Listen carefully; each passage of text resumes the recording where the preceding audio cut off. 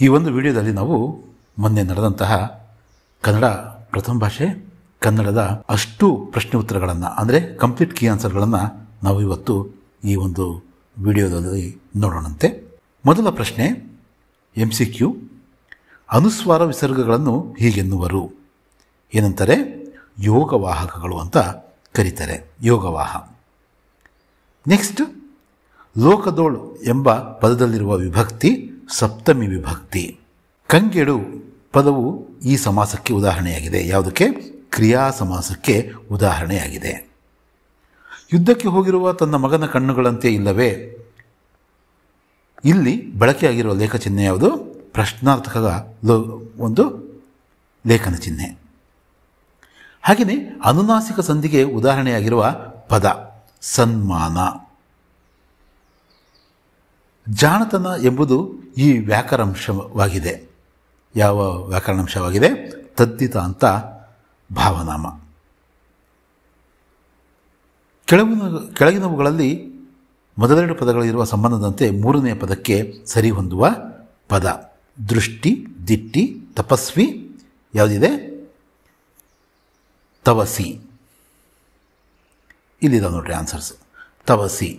ನಾನು ಪುರುಷನ ಸರ್ವನಾಮ, ಯಾರು ಅಂತಕ್ಕಂಥದ್ದು ಪ್ರಶ್ನಾರ್ಥಕ ಸರ್ವನಾಮ. ಸುಮ್ಮನೆ ಸಾಮಾನ್ಯಾರ್ಥಕ ಅವ್ಯಯ. ಸರಸರನೆ ಅಂತಕ್ಕಂಥದ್ದು ಅನುಕರಣ ಅವ್ಯಯ. ಸಕ್ಕಾರಿ, ಸಕ್ಕರೆ. ಕಳುವ್ಯಾರು? ಕಳುಹಿಸಿದ್ದಾರೆ. ಈ ಕೆಳಗಿನ ಪ್ರತಿಯೊಂದು ಪ್ರಶ್ನೆಗಳಿಗೆ ಒಂದೊಂದು ವಾಕ್ಯದ ಉತ್ತರ ಬರೆಯಿರಿ ಅಂತ ಹೇಳಿದರೆ, ಶಾನುಭೋಗರ ಬ್ರಹ್ಮಾಸ್ತ್ರ ಯಾವುದು ಅನ್ನೋ ಪ್ರಶ್ನೆಗೆ ಶಾನುಭೋಗರ ಬ್ರಹ್ಮಾಸ್ತ್ರ ಖಿದ್ರಿ ಪುಸ್ತಕ. ನೆಕ್ಸ್ಟ್ ಕ್ವಶನ್ನು, ಶಿವಾನುಭವ ಶಬ್ದಕೋಶ ಕೃತಿ ಬರೆದವರು ಯಾರು ಅಂತ ಕೇಳಿದರೆ, ಶಿವಾನುಭವ ಶಬ್ದಕೋಶ ಕೃತಿ ಬರೆದವರು ಫಗು ಹಳಕಟ್ಟಿ. ಶಬರಿ ರಾಮಲಕ್ಷ್ಮಣರಿಗಾಗಿ ಏನನ್ನು ಸಂಗ್ರಹಿಸಿದ್ದಳು?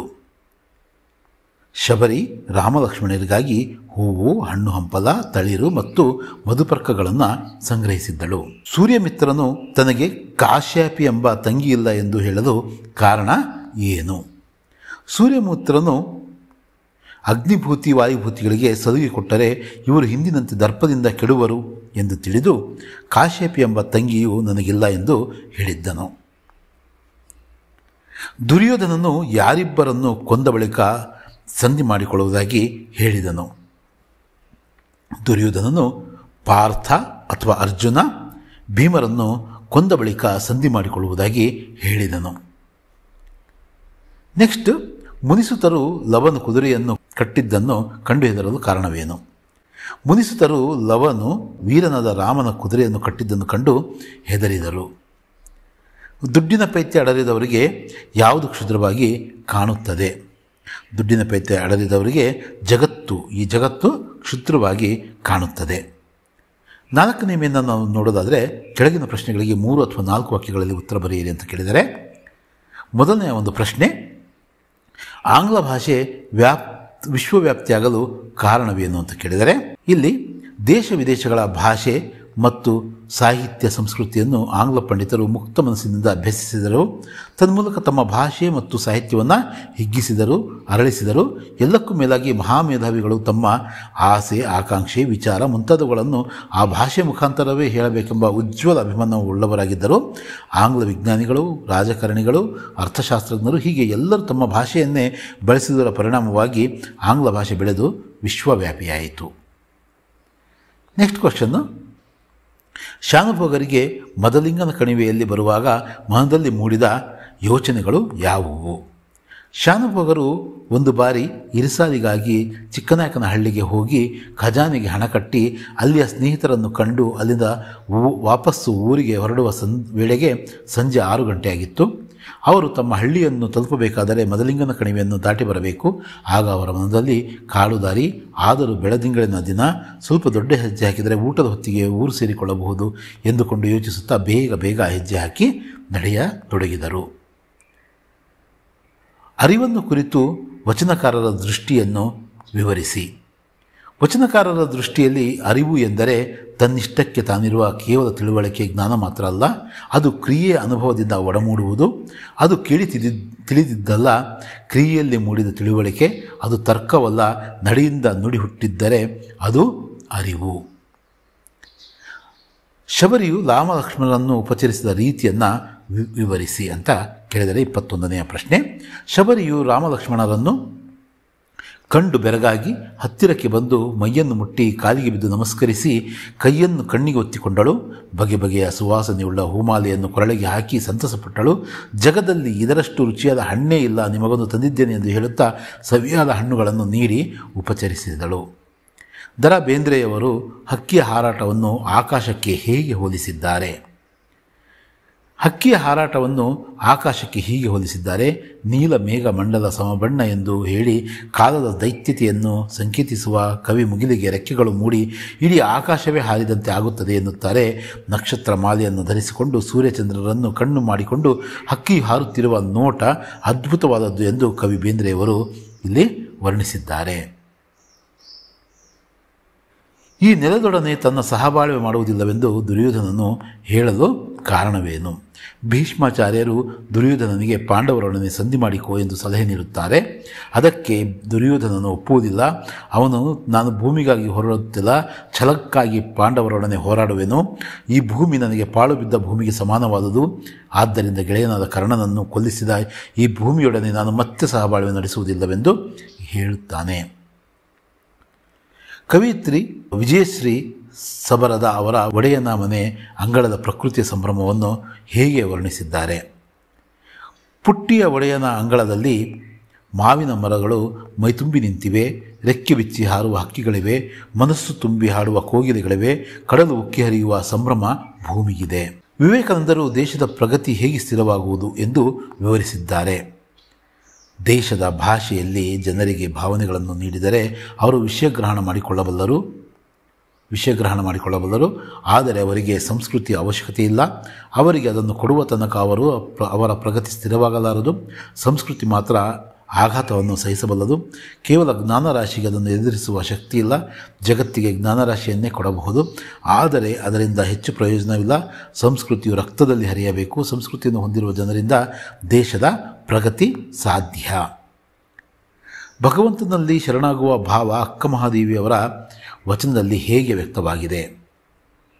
ಮೊಸರು ಹಲವು ಪ್ರಕ್ರಿಯೆಗಳನ್ನು ದಾಟಿ ತುಪ್ಪವಾಗಿ ಪರಿವರ್ತನೆಯಾಗುವಂತೆ ಶರಣ ಸಂಘವೆಂಬ ಪ್ರಕ್ರಿಯೆಯಿಂದ ಮನುಷ್ಯ ತನ್ನೆಲ್ಲ ನ್ಯೂನತೆಗಳನ್ನು, ಬದುಕಿನ ಅಸಾಂಗತ್ಯಗಳನ್ನು, ಭವಬಂಧನಗಳನ್ನು ಕಳೆದುಕೊಂಡು ಸಜ್ಜನನಾಗಿ ಸದ್ಭಕ್ತನಾಗಿ ಪರಿವರ್ತಿತಗೊಂಡು ಮುಕ್ತನಾಗುತ್ತಾನೆ ಎಂದು ಅಕ್ಕ ಮಹಾದೇವಿಯವರು ಹೇಳಿದ್ದಾರೆ.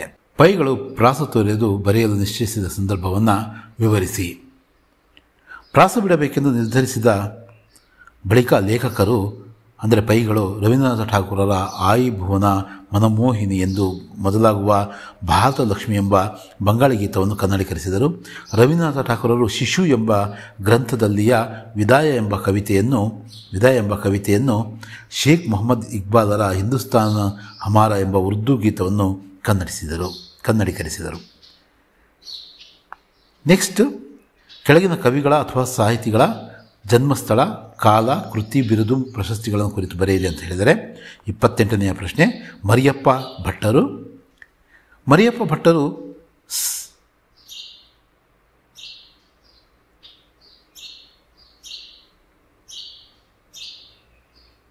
ಸಾಮಾನ್ಯ ಶಕೆ 1906ರಲ್ಲಿ ದಕ್ಷಿಣ ಕನ್ನಡ ಜಿಲ್ಲೆ ಪುತ್ತೂರು ತಾಲೂಕಿನ ಕಬಕ ಎಂಬ ಗ್ರಾಮದಲ್ಲಿ ಜನಿಸಿದರು. ಬಹುಭಾಷಾ ವಿದ್ವಾಂಸರಾದ ಅವರು ದ್ರಾವಿಡ ಭಾಷೆಗಳನ್ನು ತುಲನಾತ್ಮಕ ಅಧ್ಯಯನ ಮಾಡುವುದರೊಂದಿಗೆ ನಿಘಂಟು ರಚನೆಯಲ್ಲಿ ಅನುಪಮ ಸೇವೆಗೈದವರು. ಮದ್ರಾಸು ವಿಶ್ವವಿದ್ಯಾಲಯದಲ್ಲಿ ಕನ್ನಡ ಪ್ರಾಧ್ಯಾಪಕರಾಗಿ ದುಡಿದವರು. ತುಳು ಇಂಗ್ಲಿಷ್ ನಿಘಂಟು, ಅಭಿನವ ಮಂಗರಾಜನ ನಿಘಂಟು, ಜಾತಕ ತಿಲಕಂ, ಛಂದಸ್ಸಾರ ಮೊದಲಾದ ಕೃತಿಗಳನ್ನು ರಚಿಸಿದ್ದಾರೆ. ಇವರ ಸಾಹಿತ್ಯ ಸೇವೆಗೆ ಕರ್ನಾಟಕ ಸರ್ಕಾರದ ಪುರಸ್ಕಾರ, ಸಾಹಿತ್ಯ ಅಕಾಡೆಮಿ ಪ್ರಶಸ್ತಿಗಳು ಸಂದಿವೆ. ನೆಕ್ಸ್ಟ್, ಕುಮಾರವ್ಯಾಸನೆಂದೇ ಪ್ರಸಿದ್ಧನಾಗಿರುವ ಗದುಗಿನ ನಾರಾಯಣಪ್ಪನು ಗದಗ ಪ್ರಾಂತದ ಕೋಳಿವಾಡದವನು. ಇವನ ಕಾಲ ಕ್ರಿಸ್ತಶಕ 1430. ಆದಿಕವಿ ಪಂಪನ ನಂತರ ವ್ಯಾಸರ ಮಹಾಭಾರತವನ್ನು ಕನ್ನಡದಲ್ಲಿ ಮೊದಲು 10 ಪರ್ವಗಳನ್ನು ರಚಿಸಿದ್ದಾನೆ. ಕನ್ನಡ ಭಾರತ, ಗದುಗಿನ ಭಾರತ, ಕುಮಾರವ್ಯಾಸ ಭಾರತ, ಎಂಬ ಹೆಸರನ್ನು ಹೊಂದಿರುವ ಕರ್ನಾಟಕ ಭಾರತ ಕಥಾಮಂಜರಿ ಎಂಬ ಕಾವ್ಯವನ್ನು ಬರೆದಿದ್ದಾನೆ ಹಾಗೂ ಐರಾವತ ಎಂಬ ಕೃತಿಯನ್ನು ಸಹ ರಚಿಸಿದ್ದಾನೆ ಎಂದು ತಿಳಿದು ಬಂದಿದೆ. ತನ್ನ ಕಾವ್ಯದಲ್ಲಿ ರೂಪಕಾಲಂಕಾರ ನಿರರ್ಗಳವಾಗಿ ಪ್ರಯೋಗಿಸಿ ರೂಪಕ ಸಾಮ್ರಾಜ್ಯ ಚಕ್ರವರ್ತಿ ಎಂಬ ಬಿರುದನ್ನು ಪಡೆದಿದ್ದಾನೆ. ನೆಕ್ಸ್ಟ್, ಈ ಕೆಳಗಿನ ಪದ್ಯಗಳ ಭಾಗಕ್ಕೆ ಪ್ರಸ್ತಾರ ಹಾಕಿ ಗಣವಿಭಾಗ ಮಾಡಿ ಛಂದಸ್ಸಿನ ಹೆಸರನ್ನು ಬರೆಯಿರಿ ಅಂತ ಕೇಳಿದರೆ ಇಲ್ಲಿ ಆ ಒಂದು ನೀವು ನೋಡ್ತಾ ಇರ್ಬೋದು.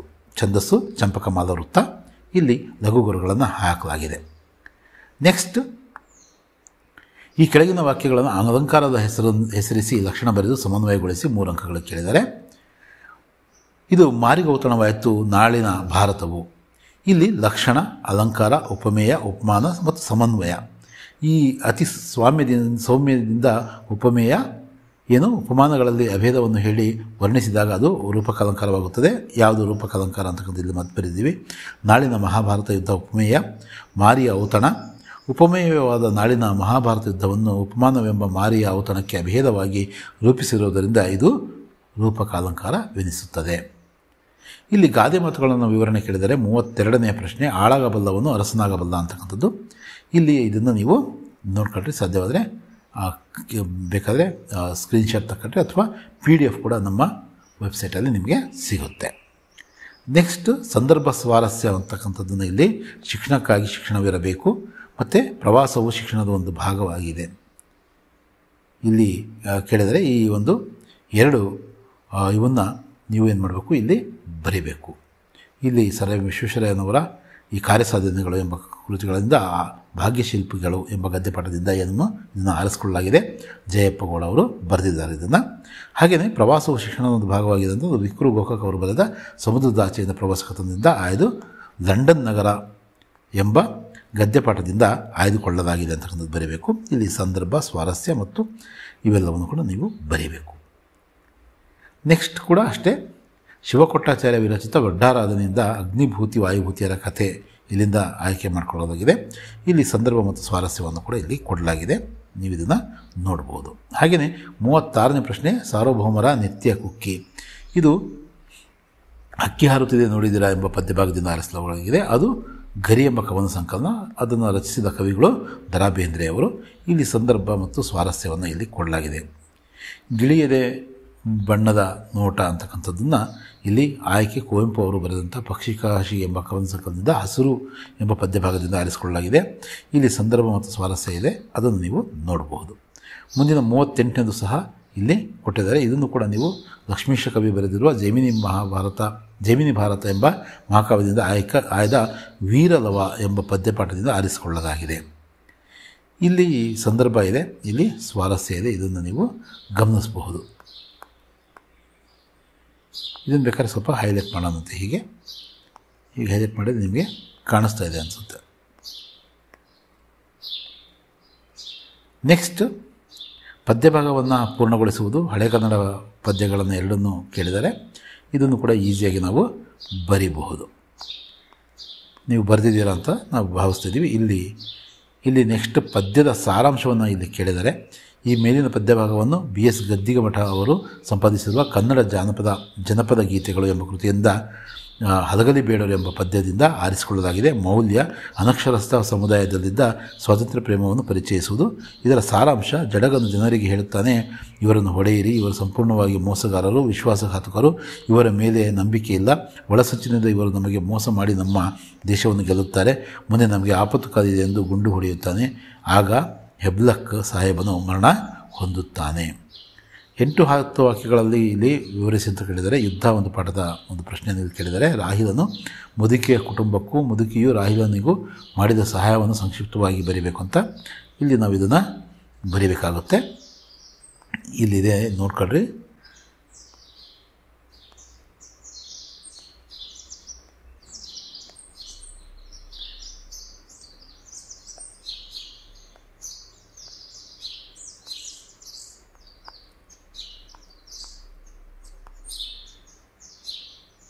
ನಾವು ಯಾವ ಸಂಕಲ್ಪ ಕೈಗೊಳ್ಳಬೇಕೆಂದು ಕವಿ ಶಿವರುದ್ರಪ್ಪನವರ ಆಶಯವಾಗಿದೆ, ವಿವರಿಸಿ. ಇಲ್ಲಿ ನಮ್ಮ ಸುತ್ತಲೂ ಅಜ್ಞಾನವೆಂಬ ಕತ್ತಲೆ, ಅಲ್ಲಿಂದ ಇದನ್ನು ಬರೆದು ಇದನ್ನು ಕಂಪ್ಲೀಟ್ ಮಾಡಬೇಕು.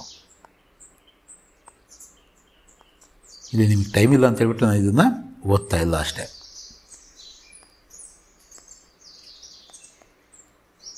ನೆಕ್ಸ್ಟ್ ಪಠಿತ ಗದ್ಯದಿಂದ ನಮಗೆ ಈ ಒಂದು ಕ್ವಶನ್ಗಳನ್ನ ಕೇಳಿದರೆ ಅವನ್ನು ಕೂಡ ನಾವಿಲ್ಲಿ ಹೇಳೋಣಂತೆ.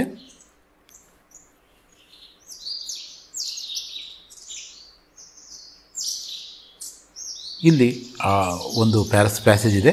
ಆ ಪ್ಯಾಸೇಜಲ್ಲಿ ಇರ್ತಕ್ಕಂಥದ್ದನ್ನು ಇಲ್ಲಿ ಕ್ವಶನ್ಗಳನ್ನ ನೀವು ಆನ್ಸರನ್ನು ಬರೆದು ಬಂದಿರ್ತೀರ. ಹಾಗಾಗಿ ಈ 2 ಅಂಕದ 2 ಆನ್ಸರ್ಗಳನ್ನು ಇಲ್ಲಿ ನಾನು ಇದನ್ನು ಹೈಲೈಟ್ ಮಾಡ್ತಾಯಿದ್ದೀನಿ. ಇವುಗಳನ್ನ ನೀವು ಒಮ್ಮೆ ನೋಡ್ಕೊಳ್ರಿ.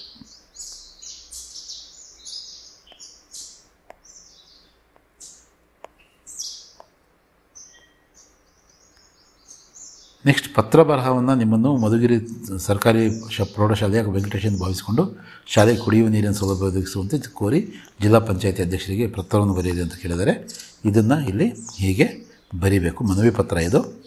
ಮತ್ತು ಇಲ್ಲಿ ಇವರಿಗೆ ಅಂತಕ್ಕಂಥದ್ದನ್ನು ಇಲ್ಲಿ ಅಡ್ರೆಸ್ನ ನಾವು ಬರೀಬೇಕು. ಇಲ್ಲಿ ಮಾನ್ಯರೇ ವಿಷಯ ಶಾಲೆಗೆ ಕುಡಿಯುವ ನೀರಿನ ಸೌಲಭ್ಯವನ್ನು ಒದಗಿಸಿಕೊಡುವಂತೆ ಕೋರಿ ಅಂತಕ್ಕಂಥದ್ದನ್ನು ಬರೆದು ಇಲ್ಲಿ ಒಕ್ಕಣೆಯನ್ನು ನಾವೆಲ್ಲವನ್ನು ಕೂಡ ನಾವು ಬರೀಬೇಕು. ಕೊನೆಗೆ ಧನ್ಯವಾದಗಳನ್ನು ಅರ್ಪಿಸಿ ಇದು ತಮ್ಮ ವಿಶ್ವಾಸಿ ವೆಂಕಟೇಶ್, ಇಲ್ಲಿ 50 ವಿದ್ಯಾರ್ಥಿಗಳ ಸಹಿ ಅಂತ ಹೊರವಿಳಾಸ ಮಾನ್ಯ ಅಧ್ಯಕ್ಷ, ಮತ್ತು ಅದನ್ನು ಮತ್ತೆ ಮೇಲೆ ಇವರಿಗೆ ಅಂತ ಬರೆದಿದ್ದೀವಲ್ಲ ಅದನ್ನು ಮತ್ತೆ ನಾವು ಇಲ್ಲಿ ಬರೀಬೇಕು. ಹಾಗೆ ಪ್ರಬಂಧ ಬರಹದಲ್ಲಿ ತ್ಯಾಜ್ಯ ಮತ್ತು ತ್ಯಾಜ್ಯ ವಸ್ತು ನಿರ್ವಹಣೆ ಬಗ್ಗೆ ಇರ್ತಕ್ಕಂಥದ್ದು, ಇದು ನಿಮ್ಮ ಪಠ್ಯದಲ್ಲಿ ಇರ್ತಕ್ಕಂಥದ್ದನ್ನೇ ಇಲ್ಲಿ ನಿಮ್ಮ ಬುಕ್ಕಲ್ಲಿ ಇರ್ತಕ್ಕಂಥದ್ದನ್ನೇ ಕೊಟ್ಟಿದ್ದಾರೆ. ಇದನ್ನು ನಾವು ಈ ರೀತಿ ಬರೀಬಹುದು. ಮತ್ತೆ ಇನ್ನೊಂದು ವಿಡಿಯೋದಲ್ಲಿ ಭೇಟಿಯಾಗೋಣಂತೆ. ಧನ್ಯವಾದಗಳು.